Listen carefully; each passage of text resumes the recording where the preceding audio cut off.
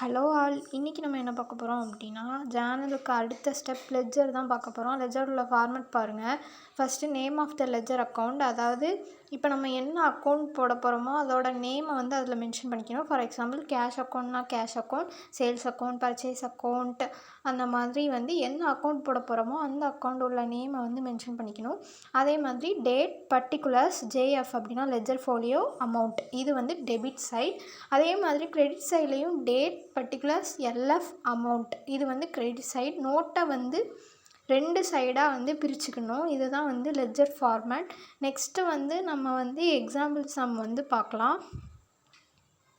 Basu started business with cash 50,000. அதுக்கு என்ன entry போடுவோம் அப்படின்னா, cash account debit to Basu's capital account 50,000.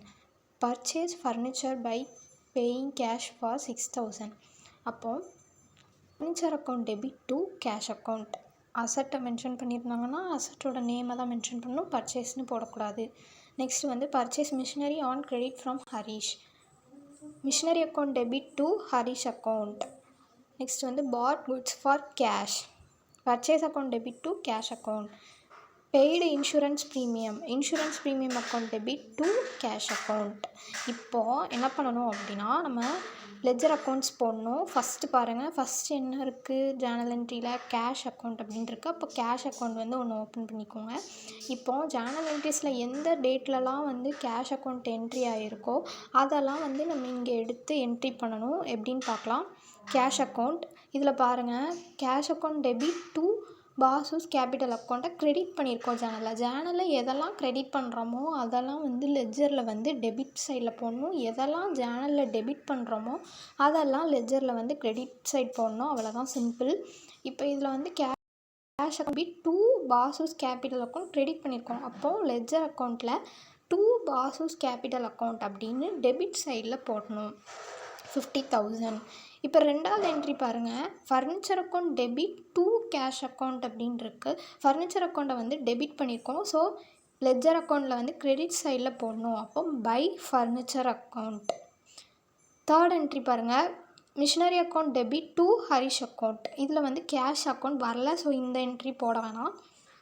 Purchase account debit to cash account next என்ட்ரியில் இருக்குது. இப்போ பர்ச்சேஸ் அக்கௌண்ட்டை வந்து டெபிட் பண்ணியிருக்கோம். ஸோ லெட்ஜரில் வந்து கிரெடிட் சைடில் போடணும். அப்போ பை பர்ச்சேஸ் அக்கௌண்ட், என்ன அமௌண்ட்டோ அந்த அமௌண்ட்டை போட்டணும்.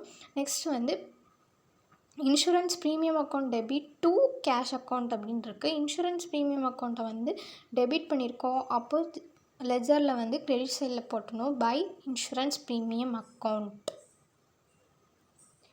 நெக்ஸ்ட்டு பாருங்கள், இதே மாதிரி வந்து எல்லா அக்கௌண்ட் ஓப்பன் பண்ணணும். இப்போ வந்து ஃபஸ்ட்டு கேஷ் அக்கௌண்ட் ஓப்பன் பண்ணி நம்ம போட்டுட்டோம். நெக்ஸ்ட்டு வந்து பாசுஸ் கேபிட்டல் அக்கௌண்ட்டை போடணும். பாசுஸ் கேபிட்டல் அக்கௌண்ட் ஓப்பன் பண்ணணும், அதை ஓப்பன் பண்ணியாச்சு. அதில் வந்து கேஷ் அக்கௌண்ட்டை டெபிட் பண்ணியிருக்கோம். அப்போது லெட்ஜரில் வந்து credit side by cash account 50,000 போட்டுடணும். நெக்ஸ்ட் வந்து ஃபர்னிச்சர் அக்கௌண்ட், அதே மாதிரி ஃபர்னிச்சர் அக்கௌண்ட் ஓப்பன் பண்ணிட்டோம்.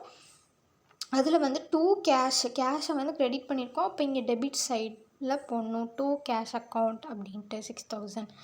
அப்புறம் வந்து கேஷ் அக்கௌண்ட் வந்து நம்ம ஆல்ரெடி ஓப்பன் பண்ணி என்ட்ரி பண்ணிட்டோம். அதனால் இங்கே வந்து திருப்படியும் வந்து கேஷ் அக்கௌண்ட் ஓப்பன் பண்ணணும்னு அவசியம் கிடையாது. ஒரு அக்கௌண்ட் வந்து ஒரு வாட்டி தான் ஓப்பன் பண்ணணும். நெக்ஸ்ட் என்ட்ரி பாருங்கள், மிஷினரி அக்கௌண்ட்டு. இப்போ மிஷினரி அக்கௌண்ட்டை ஓப்பன் பண்ணி அதில் வந்து டு ஹரிஷ் அக்கௌண்ட்டை வந்து நம்ம க்ரெடிட் பண்ணியிருக்கோம். ஸோ இங்கே வந்து debit to Harish account 10,000. Next வந்து ஹரிஷ் அக்கௌண்ட்டு. அப்புறம் ஹரிஷ் அக்கௌண்ட்டை ஓப்பன் பண்ணி மிஷினரி அக்கௌண்ட்டை வந்து டெபிட் பண்ணியிருக்கோம். இப்போ இந்த சைடு வரும்போது கிரெடிட் சைடில் வரும். அப்போ பை மிஷினரி அக்கௌண்ட் 10,000.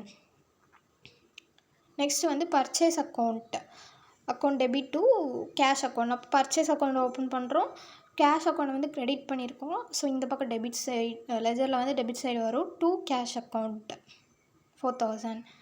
அப்புறம் வந்து insurance premium account, cash account already open பண்ணிட்டோம், அதில் என்ட்ரி பண்ணிட்டோம், அதனால் தேவை கிடையாது.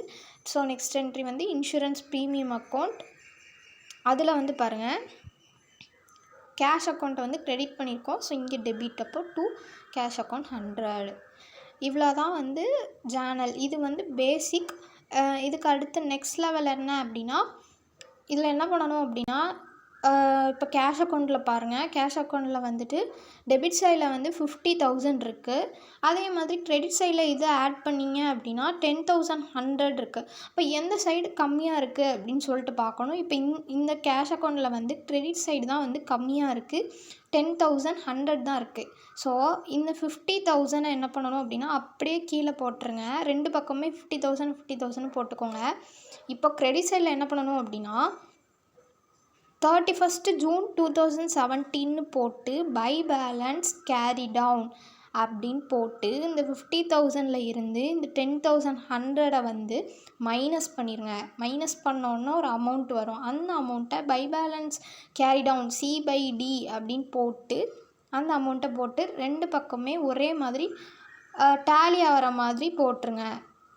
நெக்ஸ்ட்டு என்ன பண்ணணும் அப்படின்னா இப்போ வந்து 31st June 2017 by balance carry down அப்படின்னு சொல்லிட்டு ஒரு அமௌண்ட் போட்டிருப்பீங்களா, அதை வந்து நெக்ஸ்ட்டு மந்தில் உள்ள ஓப்பனிங்காக கொண்டு வரணும். அதாவது 1st July 2017 to balance brought down அப்படின்னு போட்டு என்ன அமௌண்ட் அதில் வந்துச்சோ அந்த அமௌண்ட்டை இப்போ இதை வந்து கிரெடிட் சைடில் எழுதியிருக்கோம், அப்போ அது டெபிட் சைடில் எழுதணும். சம்டைம்ஸ் வந்து என்ன ஆகும்னா டெபிட் சைடில் வந்து அமௌண்ட் கம்மியாக வரும். ஸோ வந்து டூ பேலன்ஸ் கேரி டவுன் கூட வரலாம், C/D கூட வரலாம்.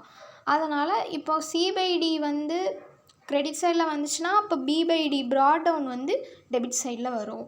அதை நம்ம பார்த்துக்கணும். இதுதான் வந்து லெட்ஜர் அக்கௌண்ட். Thank you all.